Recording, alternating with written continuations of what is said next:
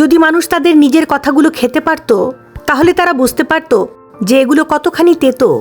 মানুষের মুখে বলা কথার একটা আলাদা শক্তি আছে।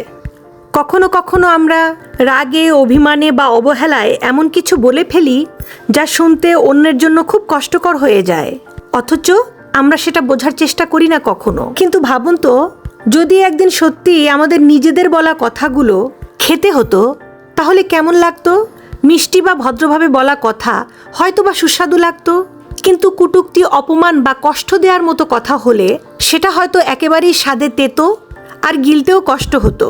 আর তখনই হয়তো আমরা বুঝতাম আমাদের জিভ থেকে বের হওয়া প্রতিটা শব্দের কতটা ওজন আছে, আর তা অন্যের হৃদয়ে কেমন প্রভাব ফেলে। তাই কথার আগে একটু ভেবে বলা জরুরি, কারণ কথার কোনো ওষুধ নেই। একবার বলে ফেললে তা আর ফেরানো যায় না কখনো। নিজের কথাই যদি একদিন নিজের কাছে তিতো হয়ে ওঠে, সেটাই হবে সবচেয়ে বড় অনুশোচনা।